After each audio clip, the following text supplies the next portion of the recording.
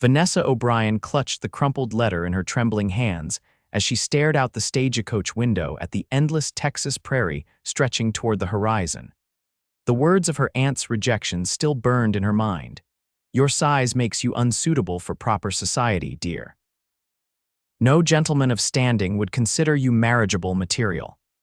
The stagecoach hit a rut, jolting Vanessa back to the present moment 1875, somewhere between nowhere and Willow Creek, where she'd accepted a position as the new schoolteacher.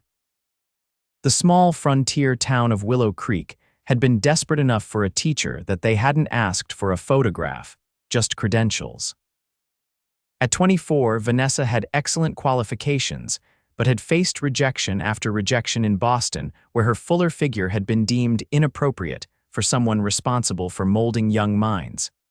"Almost there, miss," the driver called down. "Willow Creek's just beyond that ridge." Vanessa straightened her travel-worn dress, pinched her cheeks for color, and touched the simple cameo at her throat, her mother's last gift before consumption took her 3 years prior. After her mother's death, Vanessa had lived with her aunt, enduring daily reminders of her unfortunate proportions and how she would likely become a burden without marriage prospects. The stagecoach rumbled into Willow Creek, a dusty collection of wooden buildings with false fronts lining a wide main street. Several curious faces turned to watch as the coach came to a stop outside the general store. Miss O'Brien. A thin, stern-looking woman approached as Vanessa stepped down. "I'm Mrs. Whitfield, head of the school board. We expected you yesterday. I apologize for the delay. There was trouble with the lines near Fort Worth." Vanessa offered her hand, noticing the way Mrs. Whitfield's eyes traveled over her figure with poorly disguised disapproval. "I see, Mrs." Whitfield's thin lips pressed together. "Well, your accommodations are ready at the boarding house. School begins Monday morning." As they walked down the street, Vanessa felt the weight of stares from the townspeople. She'd hoped to escape the judgment she'd faced back east, but the familiar whispers followed her like shadows. "That's the new schoolteacher," she heard a woman murmur to her companion. "My word, she's substantial. Shameful to bring someone like that to influence our children," came the reply. Vanessa kept her chin high. She'd endured worse. At least here she could teach, could make a difference in young lives. That would have to be enough. The boarding house was clean but modest. Mrs. Whitfield introduced her to Mrs. Peterson, the widow who ran the establishment with iron efficiency. Within the hour, Vanessa was settled in a small room with a narrow bed and a desk by the window overlooking the main street. After unpacking her meager belongings, Vanessa decided to familiarize herself with the town. She would need supplies for the schoolhouse and wanted to take measure of her new home. The general store was busy when she entered, and conversations quieted noticeably. Vanessa approached the counter where a balding man with spectacles regarded her with open curiosity. "Good afternoon." "I'm Miss O'Brien, the new schoolteacher." "Herbert Miller," he replied, offering a tentative smile. "Heard you'd arrived. What can I help you with?" As Vanessa listed the items she needed, the bell above the door jingled. A hush fell over the store, different from the one that had greeted her entrance. This was respectful, perhaps even fearful. "Afternoon, Mr. Delaney," Miller called out. "Your order came in yesterday." Vanessa turned to see a tall man filling the doorway. Dust covered his clothes and his face was shadowed by a wide-brimmed hat. His presence commanded attention without effort. "Appreciate it, Herb," the man replied, his voice deep and steady. His eyes met Vanessa's briefly before he moved toward the counter. "This here's Miss O'Brien," Miller said. "Our new schoolteacher." The stranger lifted his hat, revealing piercing blue eyes set in a sun-weathered face. "Vincent Delaney, welcome to Willow Creek, Miss O'Brien." "Thank you, Mr. Delaney." Vanessa was surprised by the lack of judgment in his gaze. "Vince runs the biggest cattle operation this side of the Colorado," Miller explained. "The Diamond D," Delaney nodded slightly. "Just a rancher trying to make his way." His modesty seemed genuine, and Vanessa found herself intrigued by this man who appeared unaffected by social pretenses. As Miller gathered her supplies, she noticed Delaney loading up on provisions: coffee, flour, ammunition, and various tools. "Starting up the north pasture cabin for spring," he explained when he caught her watching.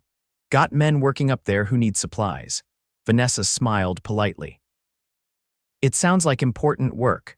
No more important than teaching, he replied. Heard you came all the way from Boston. That's a long journey for a teaching position. Sometimes the right opportunity requires distance, she said carefully. Something in his expression suggested he understood there was more to her story, but he didn't press. Instead, he tipped his hat again before gathering his supplies. If you need anything, the Diamond D is about 5 miles west, he said. Good luck with the school, Miss O'Brien. Vanessa watched him leave, struck by the simple courtesy he'd shown her. It had been some time since a man had spoken to her as a person rather than a problem. The next few days passed in a blur of preparation. The schoolhouse needed considerable cleaning, and the educational materials were outdated and sparse. Still, Vanessa threw herself into the work, determined to create a welcoming environment for her students. On Sunday evening, as she reviewed her lessons for the following day, a knock came at her boarding house door. Mrs. Peterson stood outside with a small package. This was delivered for you, the woman said, curiosity evident in her expression. From the Diamond D. Vanessa thanked her and closed the door before unwrapping the package. Inside was a brand-new McGuffey's reader and a note. Saw you didn't have one of these newer editions. Might be useful. Good luck tomorrow, V. Delaney. She ran her fingers over the book's pristine cover, touched by the thoughtful gesture. How had he known she needed this? Monday morning arrived with clear skies and Vanessa's stomach in knots. She dressed carefully in her best teaching dress, a navy blue with modest white trim.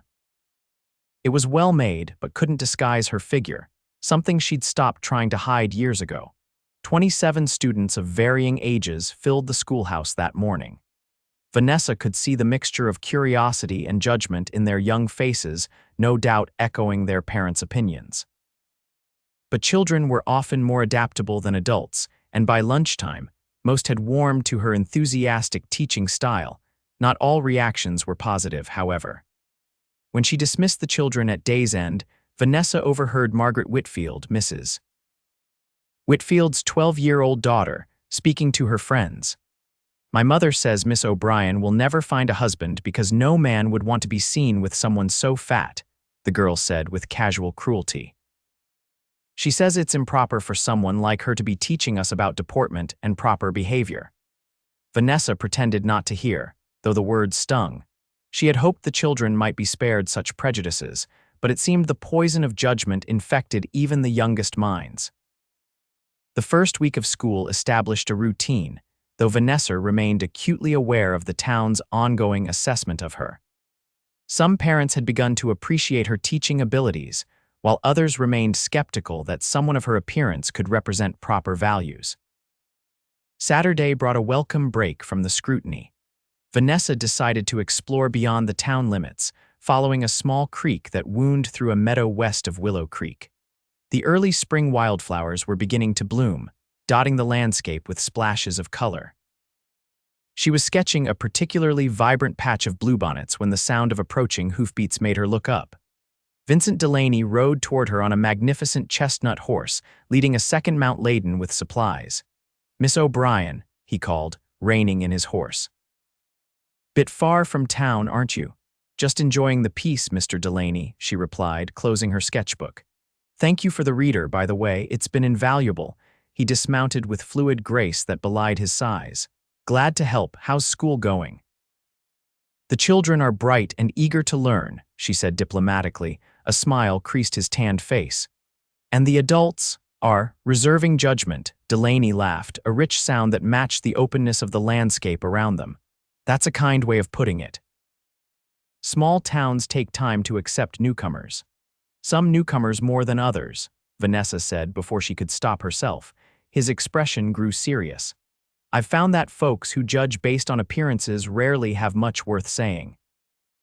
The simple statement, delivered without pity or condescension, nearly undid her composure. Vanessa looked away, focusing on the distant hills. You're an excellent artist, he said, gesturing to her sketchbook. It's just a hobby, may I? He held out his hand, and after a moment's hesitation, she passed him the book.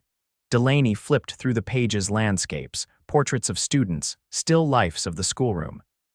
His fingers traced the lines of a particularly detailed drawing of Willow Creek's Main Street at sunset. "These are remarkable," he said finally. "You see things others miss." "Perhaps because I've spent a lifetime observing rather than participating," she admitted. He returned the book, his fingers brushing hers. "Their loss." The simple comment, spoken without artifice, warmed her more than she cared to admit.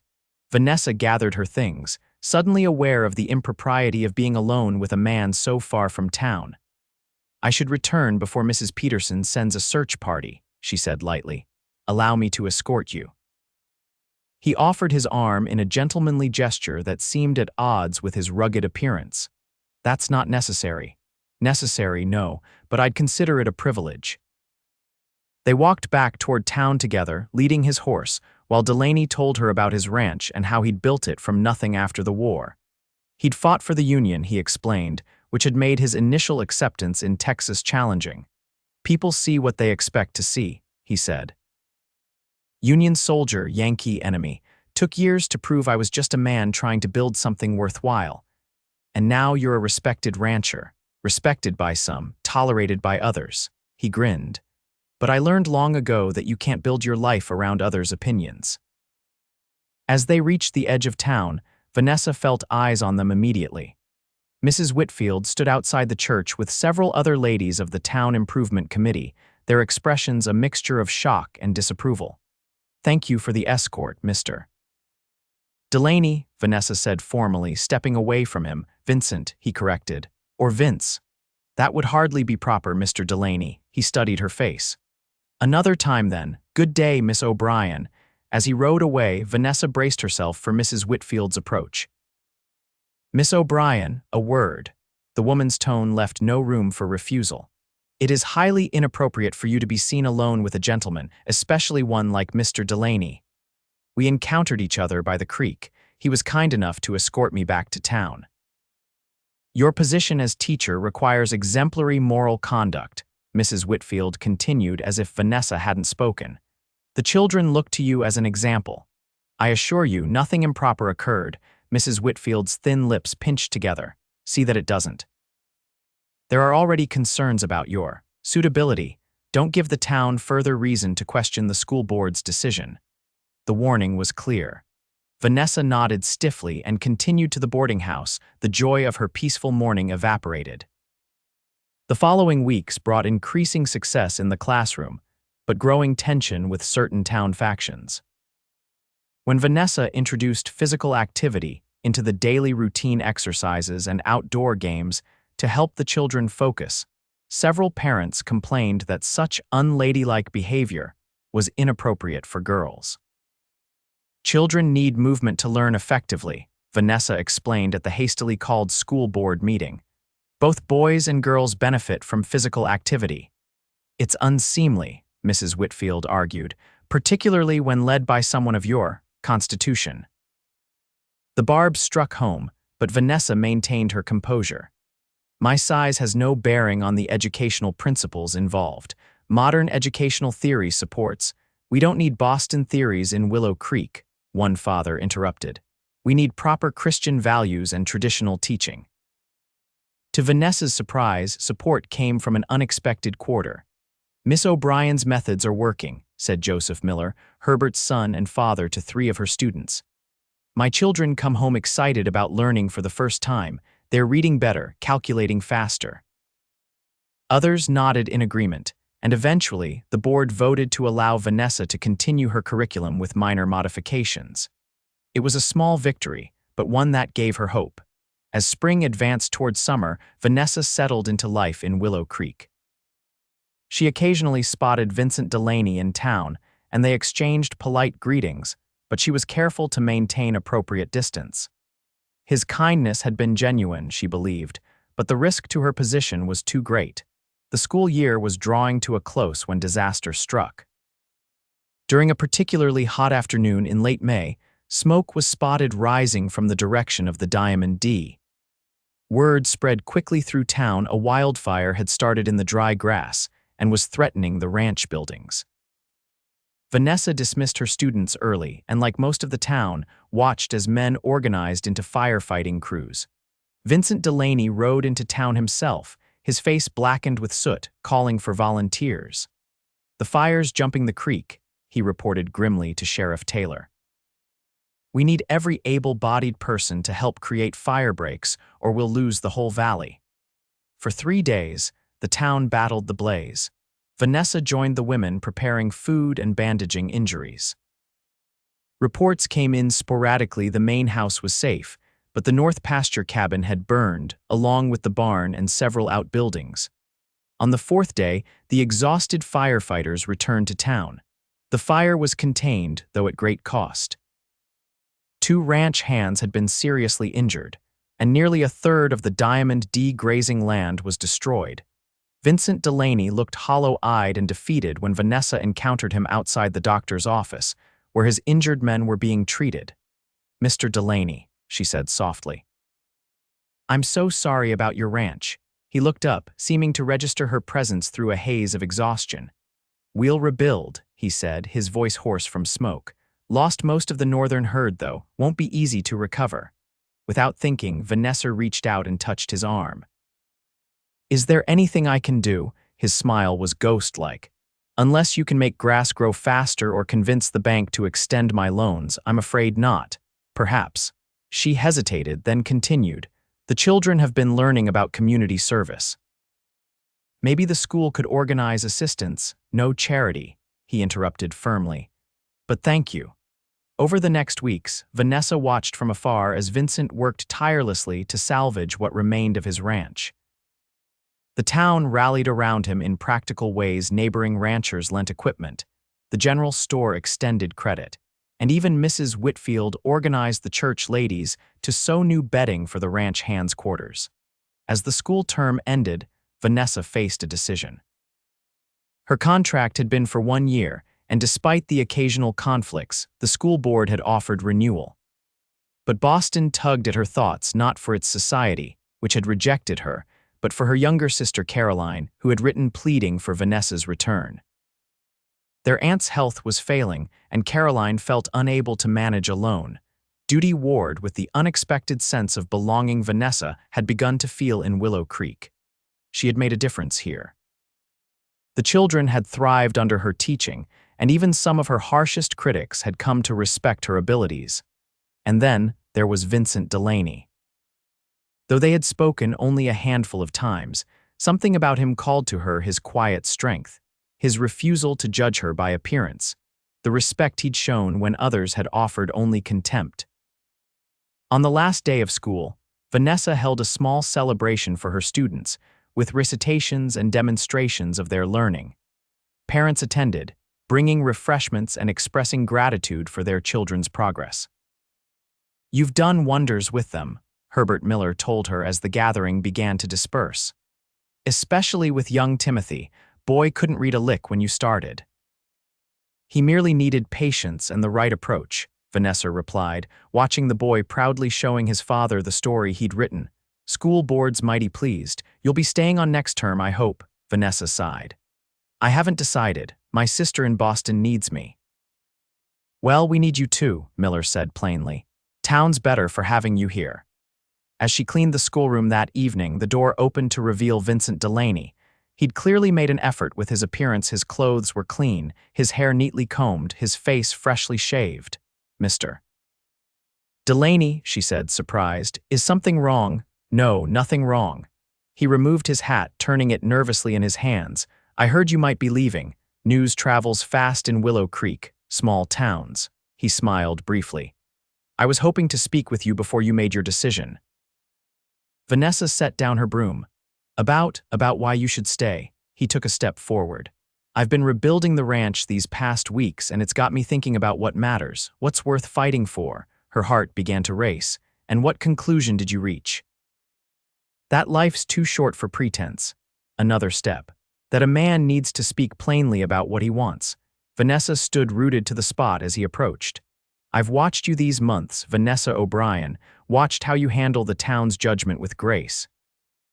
How you care for those children like they're your own, how you see beauty where others don't bother to look. His blue eyes held her steadily. I admire you, more than admire. Mr. Delaney, Vincent, he corrected gently. Vincent. The name felt intimate on her lips. You should know that people will talk if you continue this. Friendship with me, they already do. Let them. It could affect your business, your standing. I don't give a damn about any of that. His voice was firm.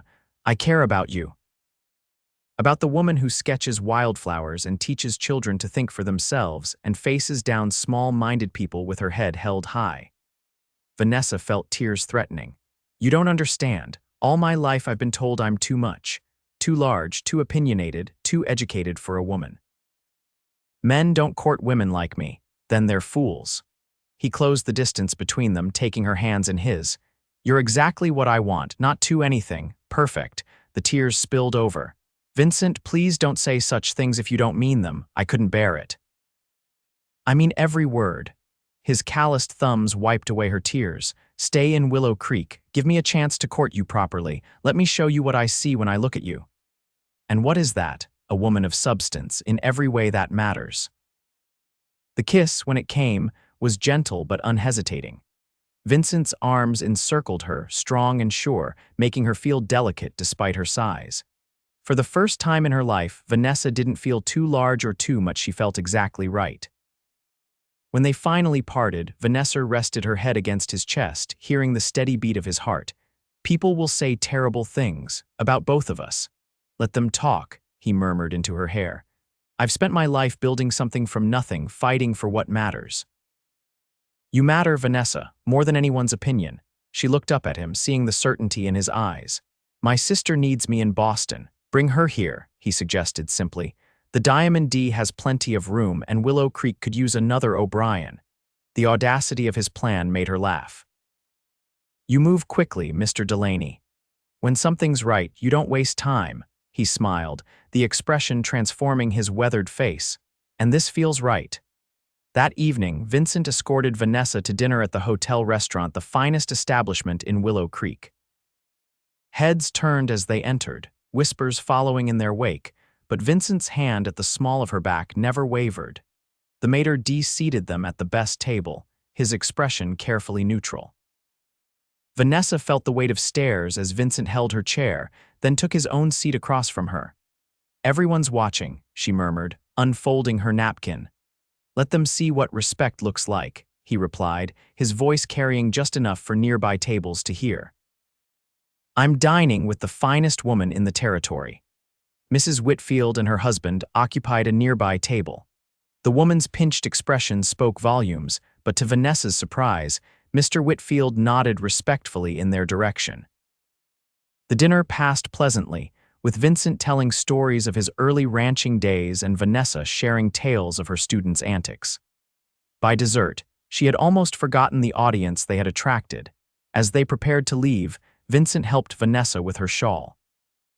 His hands lingered on her shoulders, a tender gesture that didn't go unnoticed by the other diners. Miss O'Brien, Mrs. Whitfield intercepted them near the door, her husband hovering uncomfortably behind her. A word, if I may. Vincent's arm slipped protectively around Vanessa's waist. Evening, Mrs. Whitfield. This display is most inappropriate, the woman hissed, keeping her voice low. As head of the school board, I must remind you of your position, Miss O'Brien. Teachers must maintain moral standards above reproach. Before Vanessa could respond, Vincent spoke. Mrs. Whitfield, I respect your concern for the school, but I won't stand by while you insult Miss O'Brien. There's nothing improper about two adults dining together. Perhaps not ordinarily, but given Miss O'Brien's condition. Condition, Vincent's voice hardened dangerously. Eliza, Mr. Whitfield warned his wife, but she plowed ahead. A woman of her size should show more modesty, more restraint. It's unseemly to parade about with a gentleman when she knows perfectly well. That's enough. Vincent's quiet command stopped her cold. Miss O'Brien is perfect exactly as she is. Any man would be fortunate to have her attention, myself included. Your judgment says more about you than it does about her. The restaurant had gone silent, all pretense of not listening abandoned. Now, if you'll excuse us. Vincent guided Vanessa toward the door. We've had a lovely evening, and I won't allow it to be spoiled by narrow-mindedness. Outside in the warm evening air, Vanessa released a shaky breath. "You shouldn't have done that." "I should have done it months ago," he replied, his expression fierce. "I've watched how they treat you, how they whisper. It stops now." He drew her into his arms, uncaring of who might see. "Vanessa O'Brien, you're the most beautiful, intelligent, compassionate woman I've ever known, and you're exactly the right size for me to hold like this." His embrace felt like coming home after a lifetime of wandering. Vanessa relaxed against him, allowing herself to believe in the possibility of happiness, of acceptance not despite her body but with it, as a complete person worthy of love. "I'll write to Caroline tomorrow," she whispered against his chest. "Ask her to join me here." Vincent pulled back slightly to look into her eyes. "You're staying." "I'm staying." His smile was brilliant in the gathering twilight. "Then I should probably do this properly." To her astonishment, he dropped to one knee, still holding her hands. "I know it's sudden, but when a man my age finds what he's been searching for, he doesn't hesitate. Vanessa O'Brien, will you do me the honor of becoming my wife?" Tears blurred her vision as she looked down at this proud, kind man offering her everything she'd been told she could never have. "Are you certain? Once done, it can't be undone." "I've never been more certain of anything." He squeezed her hands. "Say yes, Vanessa. Let me spend my life showing you how perfect you are." "Yes," she whispered, then louder, "Yes, Vincent Delaney, I will marry you." He rose and swept her into his arms, lifting her feet clear off the ground as he kissed her beneath the Texas stars, uncaring of the small crowd that had gathered outside the restaurant. 3 months later, Vanessa stood in the bedroom of the newly rebuilt main house at the Diamond D Ranch, adjusting her wedding dress in the mirror. Caroline, who had arrived from Boston 2 weeks earlier, fussed with the veil. "It's perfect, Van," her sister assured her. "You look beautiful." The dress had been made specially by Mrs. Miller, the only seamstress in town who had offered to create a wedding gown worthy of the occasion. The ivory satin complemented Vanessa's complexion, and the design elegantly accentuated her figure rather than attempting to disguise it. "Are you nervous?" Caroline asked, fixing a strand of Vanessa's hair. Surprisingly, no. And it was true. In the months since Vincent's proposal, their relationship had deepened into a partnership of equals. They had faced the town's initial shock together, weathered the criticism, and gradually won respect through their unwavering devotion to each other. The wedding itself was being held on the ranch, with most of Willow Creek in attendance. Even Mrs. Whitfield had eventually extended congratulations, though Vanessa suspected it had more to do with her husband's insistence than any change of heart. When the time came, Vanessa walked toward Vincent across the flower-strewn yard, her steps sure and confident. He waited for her beneath an arch of roses, his expression one of pure adoration. The ceremony passed in a blur, but Vanessa would forever remember the moment Vincent slipped the ring onto her finger and whispered, "Perfect fit, just like you." The celebration continued well into the evening, with dancing and feasting under lantern light. As the stars emerged, Vincent led his bride away from the festivities to a quiet corner of the garden. "Happy, Mrs. Delaney?" he asked, drawing her into his arms. "More than I ever thought possible," she replied honestly. His hands caressed her sides, settling at her waist. "I've wanted to tell you something all day, but it never seemed the right moment." "What is it?" Vincent's eyes held hers in the lantern light. "From the first day I saw you in that general store, standing tall despite everyone's judgment, I knew you were extraordinary. But it wasn't until that day by the creek, seeing you sketch those wildflowers with such care, that I realized I was falling in love with you." He pulled her closer, his voice dropping to a tender murmur. "They called you too much, too large, too everything, but they were blind, Vanessa. You're not too anything, you're exactly right. You're my perfect size." The words, spoken with such conviction, healed wounds Vanessa hadn't realized were still raw. She reached up to touch his face, memorizing the moment. "I love you, Vincent Delaney. And I love you, Vanessa Delaney, every perfect inch of you." In the years that followed, the Diamond D flourished under their joint stewardship. Vanessa continued teaching while helping Vincent manage the ranch's affairs. Their home became known for its hospitality, their marriage for its evident devotion. When their first child was born, a daughter with her father's blue eyes, and her mother's determined spirit, Vincent placed the infant in Vanessa's arms and whispered, "She's perfect, just like her mother." And when their daughter asked years later why Mama was bigger than the other mothers in town, Vincent smiled and pulled Vanessa close. "Because your mama has the biggest heart in Texas," he explained, "and it takes a woman of substance to love as fiercely as she does." Vanessa leaned into her husband's embrace, thinking of the journey that had brought her here from a society that had deemed her unmarriageable to a life overflowing with love and purpose. Vincent had been right all along. She wasn't too much, she was exactly right, perfect size indeed.